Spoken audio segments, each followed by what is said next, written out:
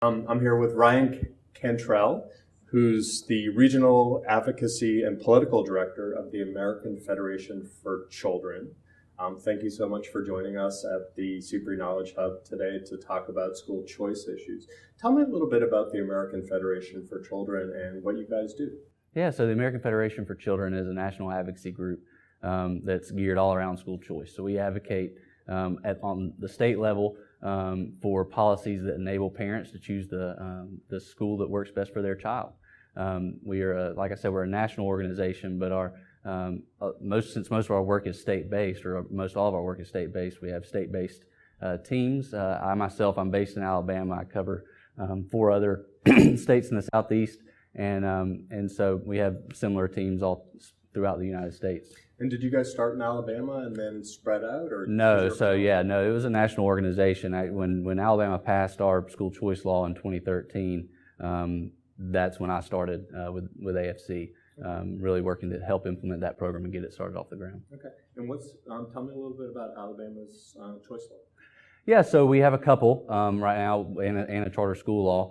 But the main program, the biggest program in Alabama, is the Tax Credit Scholarship Program, and it's a $30 million program where scholarship granting organizations, or SGOs, are set up to receive donations that are tax creditable for individuals or corporations, so they can give a donation and then receive a dollar-for-dollar tax credit on their income taxes.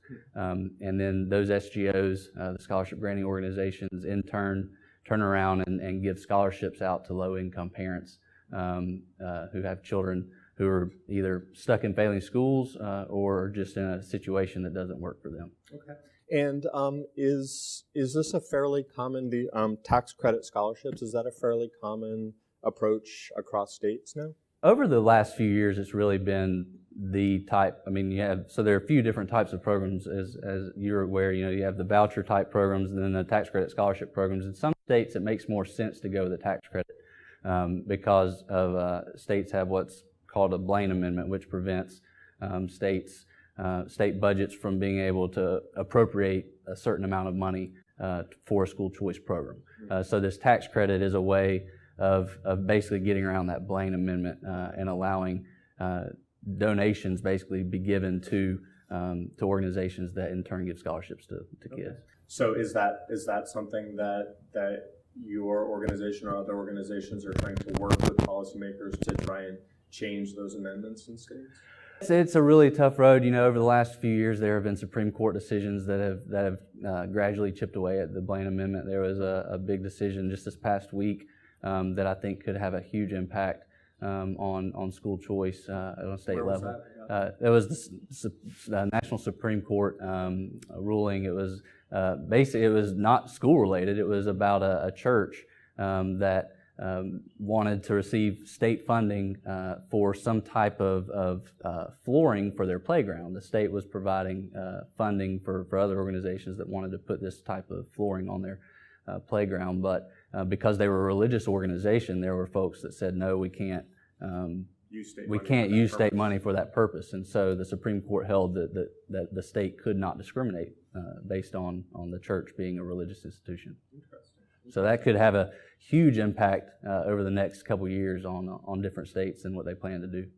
So, with the new administration and the new Secretary of Education, choice is going to be a hot topic for the next couple of years, I can imagine. What are states asking your organization about in terms of choice? From the state level is, how do we as state lawmakers, or how do they as state lawmakers tap into whatever is ultimately done in Washington? Whether that's a tax credit program, how do we ensure that we can participate in a program like that? Does that mean we have to opt in, or does that mean do we need to have a current program already on the books? So those are kind of the things that we're wrestling with right now, and of course a lot of that depends on what ultimately is passed in Washington. So we're really kind of in a wait and see mode until that is ultimately decided on. Right. And so that would be a tax credit to I guess deduct a portion of whatever tuition was to whatever. That is potentially one. In Alabama, that's the second program that we have in Alabama is a parent tax credit, where I transfer my student from a public school to a private school and I receive a refundable credit on my personal income taxes. Okay. The more common, and I think what's more likely to come out of Washington is one that would allow businesses, corporations, individuals to donate to nonprofit organizations, and then those nonprofits give out scholarships. So similar to what we were talking about earlier in the Alabama law, the tax credit program there, just instead of it being a credit on your state income taxes, it would be on your federal income taxes. I see. So what are some of the challenges that you're hearing from states as they try and adopt a broader set of choices in their state? You know, the thing we always fight against is you know, some of the organizations that are worried that whatever we do, whatever type of choices we give to parents, so that's going to be money that comes out of public schools. And you know what we have seen in states, Florida is a perfect example of a state that passed a big tax credit scholarship program, and it's actually saved the state money. So rather than it costing public schools money, it's actually we're seeing a net increase or a net positive on the budget because of that program. So that's the biggest thing, the biggest problem that we hear from state allies.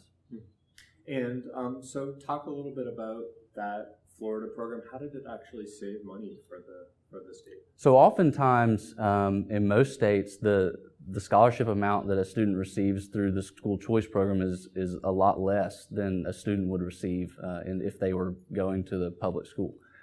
So in Florida, just throwing out numbers, I don't know them off the top of my head, but say a student gets a $5,000 scholarship through the school choice program, that student may cost the state $7,000 if they were to go to a public school. So there's a $2,000 net savings that the state is seeing here just from that one child. So I think that study in particular that came out a few years ago showed that for every dollar spent, the state saved $1.50. So it's been a big net positive for Florida. I think I think it's a $500 million program now, serving 90,000 kids. Wow, that's quite big. Mm-hmm. And are other states also using those kinds of tax credit approaches? Yeah, so Alabama, like I mentioned earlier, we had a fiscal study that came out earlier this year. It was done by an independent research organization in Alabama, and they showed the same thing, that over the previous 2 years, because of the tax credit program, the state saved $16 million. You mentioned earlier that when we were talking that